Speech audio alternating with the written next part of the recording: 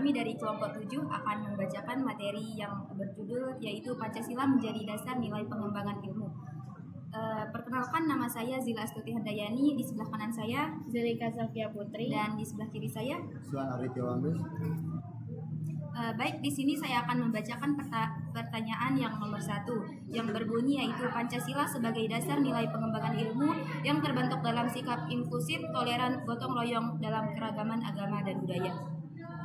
Dan yang kedua, beberapa kasus yang terkait dengan kedudukan Pancasila sebagai dasar nilai pengembangan ilmu yang memperlihatkan sikap bertanggung jawab atas keputusan yang diambil berdasarkan pada prinsip musyawarah dan mufakat dalam kehidupan ilmiah. Dan soal yang ketiga, beberapa contoh tentang perumusan Pancasila sebagai karakter keilmuan Indonesia. Yang keempat, ilustrasi tentang karakter keilmuan berdasarkan Pancasila. Dan soal terakhir yaitu menggambarkan model pemimpin, warga negara, dan ilmuwan yang Pancasilais di lingkungan sekitar Anda. Baik, sebelum ke jawaban yang pertama, kita harus mengetahui konteks Pancasila dalam pengembangan ilmu. Konteks Pancasila dalam pengembangan ilmu adalah mempelajari pengembangan ilmu dan memastikan agar ilmu tidak berkembang secara teknis tetapi juga membawa manfaat bagi masyarakat dan tidak bertentangan dengan norma-norma yang terkandung dalam Pancasila. Yang pertama, kita akan menjelaskan tentang Pancasila sebagai dasar nilai pengembangan ilmu yang terbentuk dalam sikap inklusif, toleran, gotong royong dalam keragaman agama dan budaya. Yang pertama yaitu inklusif. Inklusif atau menerima serta menghargai orang yang memiliki perbedaan, entah berbeda agama, suku, budaya, adat istiadat juga menjadi aspek penting dalam pengembangan ilmu di Indonesia.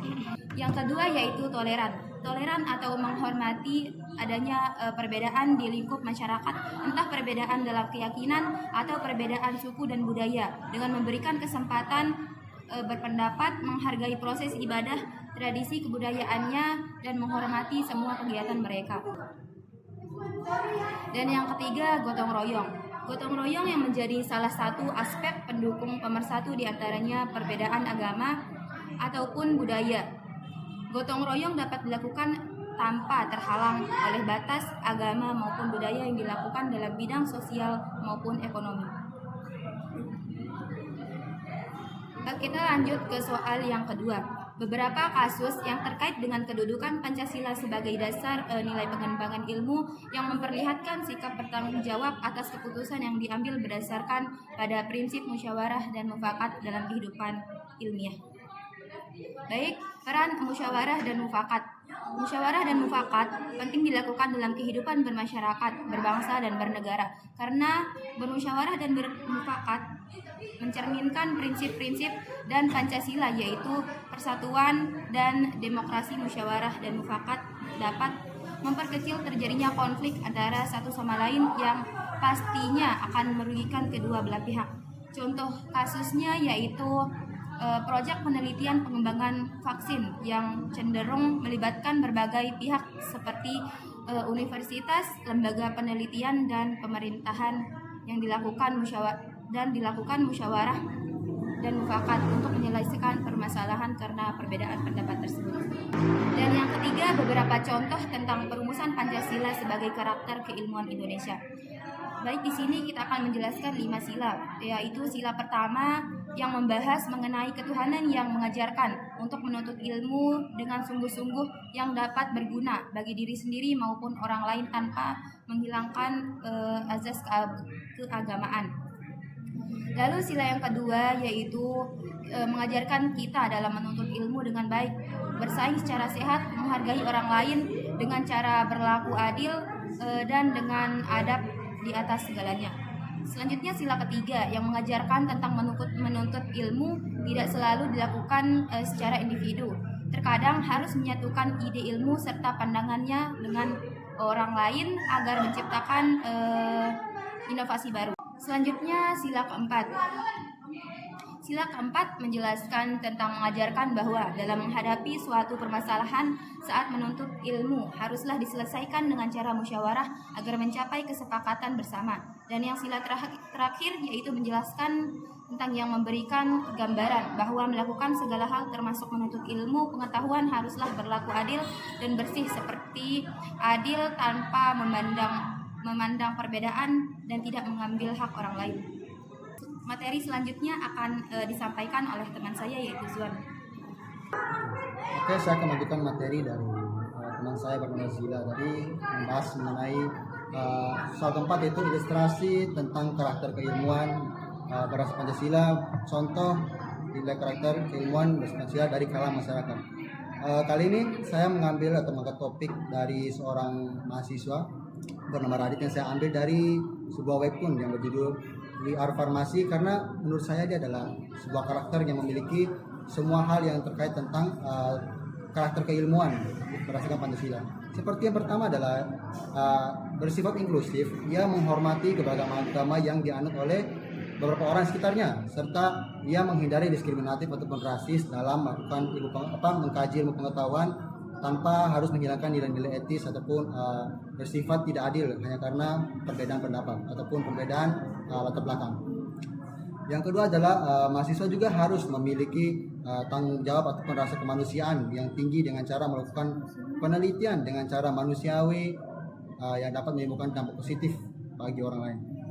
Dan yang ketiga adalah mahasiswa juga harus mengembangkan ilmu pengetahuan dan mempunyai rasa persatuan yang tinggi, yaitu dengan cara menjalin kolaborasi ataupun menjalin kebersamaan dalam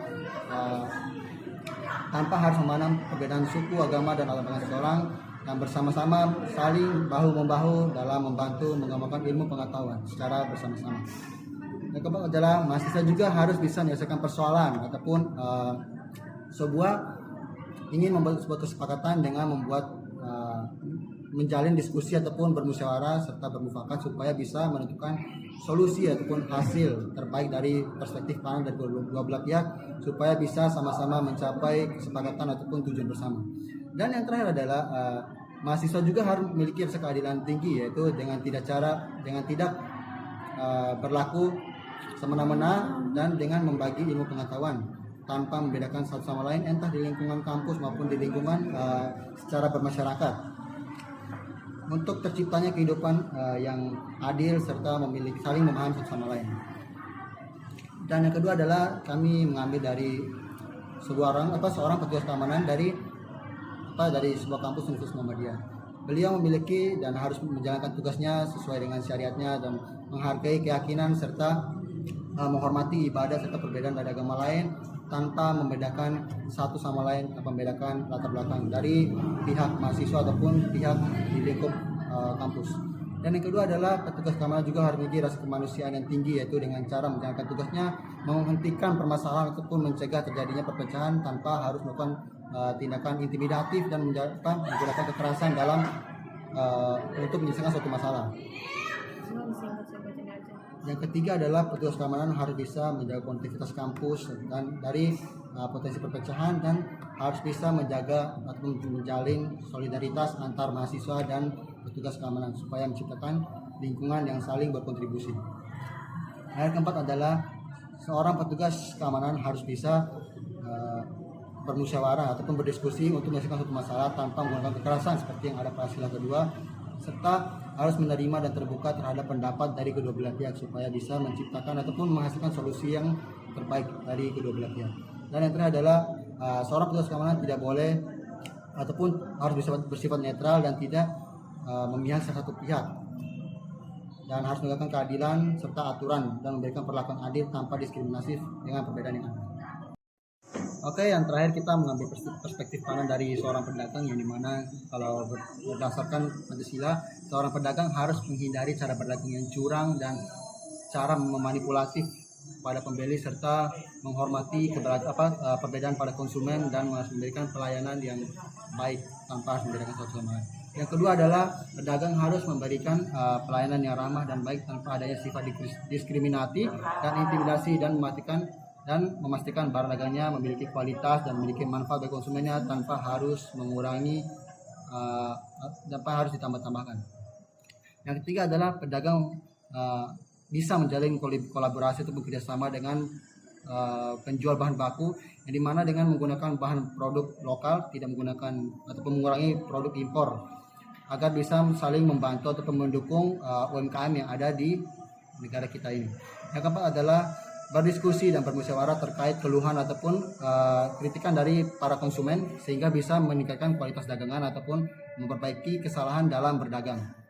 Dan yang terakhir adalah memberikan harga yang adil, harga yang tepat tanpa harus membeda-bedakan entah dari ras ataupun dari latar belakangan yang sering terjadi pada di Indonesia seperti memberikan harga kepada bule ataupun warga lokal, yang dimana seorang pedagang yang Pancasialis tidak harus melakukan cara tersebut.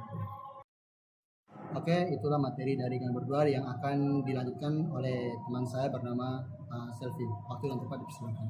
Jadi saya akan melanjutkan materi yang disampaikan oleh kedua teman saya, Zuan dan Zila. Di sini menggambarkan model pemimpin warga negara dan ilmuwan yang ada di lingkungan sekitar Anda. Jadi gimana sih model pemimpin